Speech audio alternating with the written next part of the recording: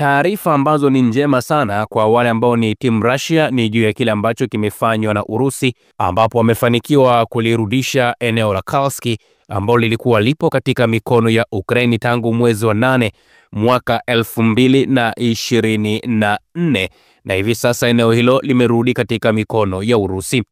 Urusi pia wamefanikiwa kukomboa baadhi ya vijiji vingine ambavyo vilikuwa vinaifanya hiyo Kursk kuwa imeshikiliwa. Bendera ya Urusi ilipeperushwa katika eneo la Staraya Soroshina.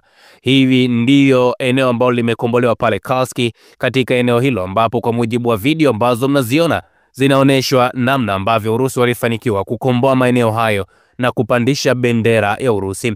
Kuna barabara ya moja kwa moja kutoka katika kijiji cha Pogrebek hadi katika eneo la Straya na Novaya Soroshina, ambapo eneo hilo limeachiliwa na wapiganaji wa Ukraine mara baada ya vikosi vya Urusi kusonga mbele kwa bidii kubwa zaidi na kuwarudisha nyuma maadui hatua kwa hatua, ambapo eneo hilo hivi sasa linatajwa kwamba limezingirwa na majeshi ya Urusi, ambapo zaidi ya wapiganaji 10,000 wa Ukraine ambao walikuwa katika eneo hilo wote wameshikiliwa na wengine wamejisalimisha.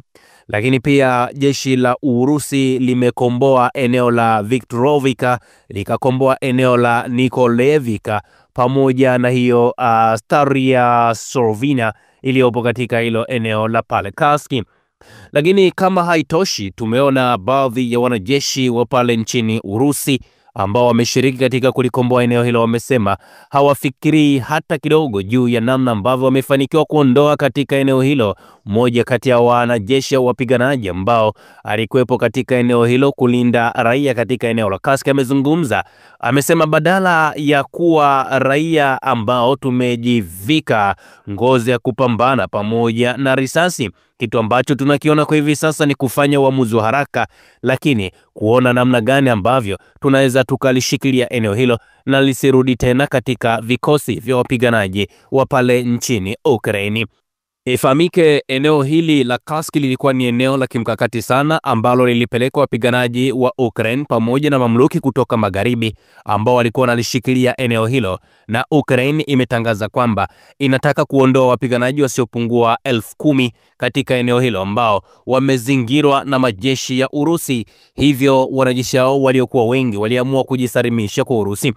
Vikosi vya Ukraine vimesema vinapanga kuondoka, huku wanajeshi zaidi ya 10,000 wakiwa katika hatari ya kuzingirwa baada ya Urusi kuvunja njia kuu za ulinzi pamoja na kuvuruga milango yote ya upelekaji wa misaada ya kibinadamu kwa wapiganaji wa Ukraine waliokuwepo katika eneo hilo la Kursk. Kwa mujibu wa taarifa ambazo zimetolewa, zinaeleza kwamba uvamizi wa Ukraine katika eneo la Urusi kule Kursk unazidi kuwa katika hatari ya kuzingirwa baada ya mafanikio makubwa ya Urusi. Wanajeshi wa Ukraine wakizungumza kwa sharti la kutotajwa majina yao, wamezungumza kwamba Urusi iliharibu minyororo yao ya usambazaji wa risasi pamoja na chakula, wakiwa wanakabiliwa na kiwango kikubwa cha hatari ya kuzingirwa, ambapo mmoja alisema mafanikio yao yalitokea katika siku chache zilizopita, lakini kwa hivi sasa wapo chini ya ulinzi. Kwa mujibu wa taarifa ambayo ilitolewa na ofisi ya Rais wa Ukraine Bwana Volodymyr Zelensky, alisema kwamba operesheni katika eneo hilo la Kursk imeathiriwa zaidi na kusitishwa kwa usambazaji wa ujasusi wa CIA pamoja na upelekaji au matumizi ya Starlink ambayo imekuwa ikitolewa na Marekani katika eneo hilo, jambo ambalo limewafanya wasiwe na uwezo tena wa kufanya jambo lolote zaidi ya kushambuliwa. Marekani ilisitisha upelekaji wa taarifa zake za kijasusi mnamo Machi 5 mwaka 2024, huku rais wa Marekani Donald Trump akiongeza shinikizo lake kwa Ukraine kabla ya mazungumzo ya amani ambayo yanatarajiwa kufanyika. Kujiondoa kabla ya mazungumzo ya amani itakuwa ni pigo kubwa kwa msimamo wa mazungumzo wa Ukraine, ambapo Zelensky amesema kwamba uvamizi wa Ukraine katika eneo la Kursk huenda ukachukua nafasi muhimu katika mazungumzo yajayo. Kwa mujibu wa vyanzo mbalimbali ambavyo vimetolewa, wanajeshi wa Korea Kaskazini walikuwa wamechukua eneo hilo la Kursk na kulizingira, ambapo walifanikiwa kuharibu kabisa njia zote za usambazaji wa silaha pamoja na usambazaji wa chakula na miundombinu mingine kwa wanajeshi wa Ukraine.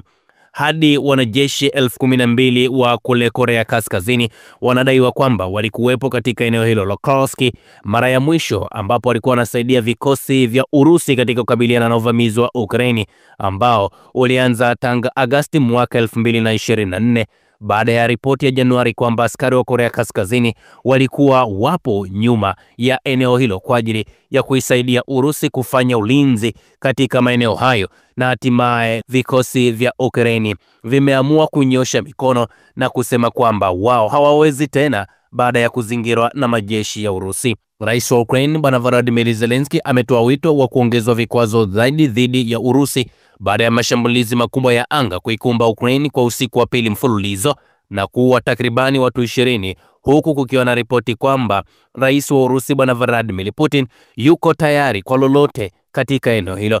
Kila kitu kinachomsaidia Putin kufadhili vita lazima kisambaratike, aliandika rais wa Ukraine Bwana Volodymyr Zelensky kupitia katika ukurasa wake wa X, akisema mbinu za Urusi ni mbinu mbaya ambazo sio za kibinadamu. Na mashambulizi hayo yalifuatia uamuzi wa Marekani kama nilivyosema kuacha kushiriki au kutoa zile picha za satellite kwa Ukraine, na hivyo kupunguza kwa kiasi kikubwa uwezo wa nchi hiyo kujilinda.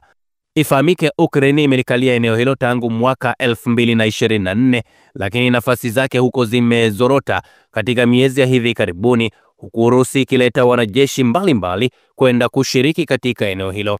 Huko katika eneo hilo kuna burudani ya aina yake, ambapo wanajeshi wa Urusi pamoja na mambo mengine usiku huu wameendelea kufanya mashambulizi hasa katika eneo la Suza lililopo katika mkoa wa Kursk, huku njia zote za usafirishaji za Ukraine zikiwa zimekatika baada ya Urusi kuteka maeneo hayo. Vikosi vya Urusi hivi karibuni viliongeza juhudi za kuingia katika jimbo la Sami na kukata njia za usafirishaji za eneo la Ukraine ambalo linapakana na jimbo la Kursk. Vikosi vya Urusi vimeharibu vifaa vya wanajeshi wa Ukraine katika mkoa wa Kursk, na wanajeshi wa Ukraine wanakabiliwa na hatari ya kuzingirwa. Askari wa Ukraine na madaktari ambao walitumwa katika eneo hilo walizungumza wakisema hali katika eneo hilo ilikuwa ni mbaya zaidi. Kwa mujibu wa Busov, aliandika kupitia katika ukurasa wake wa Facebook Machi 8 kwamba wanajeshi wa Urusi wametumia mabomba ya gesi kukaribia maeneo ya Ukraine kule Suza katika jimbo la Kursk, akisema kwamba wanajeshi wanatafutwa vibaya mno. Kukombolewa kwa eneo la pale Suza kumekuja siku chache sana kuelekea katika ule mpango wa rais wa Ukraine Bwana Volodymyr Zelensky kuelekea pale Saudi Arabia kukutana na mwanamfalme wa pale Saudi Arabia, kuona namna gani ambavyo anaweza akawa ni mmoja kati ya watu ambao wataisaidia Ukraine kukaa katika meza ya mazungumzo na Urusi, licha kwamba awali waligomea mazungumzo hayo. Rais wa Ukraine kupitia katika ukurasa wake wa X aliandika, tunaendelea kufanya kazi na washirika ambao wanatafuta amani kama sisi, tukizingatia hatua ambazo zinahitajika. Wiki ijayo Jumatatu kutakuwa na kazi nyingi hapa Ulaya na Marekani na Saudi Arabia. Tunatayarisha mkutano wa kuharakisha amani na kuimarisha msingi wa usalama. Leo kazi kubwa na timu ya Rais Trump imekuwa ikiendelea katika viwango tofauti. Simu nyingi zimeendelea kupigwa. Mada iko wazi: amani haraka iwezekanavyo, usalama kwa uhakika iwezekanavyo. Ukraine imejitolea kikamilifu kwa mbinu ya kujenga na kutafuta amani. Ninashukuru kila mtu ambaye anatusaidia. Rais wa Ukraine, wakati mara ya kwanza tunamweleza kwamba amani ambayo aliigomea kipindi cha kwanza atakuja kuitafuta kwa tochi, na wakati huo wenzake ambao wanatakiwa kukaa naye kwenye meza moja ya mazungumzo kutafuta suluhu ya amani, wote watakuwa wanafanya mambo mengine.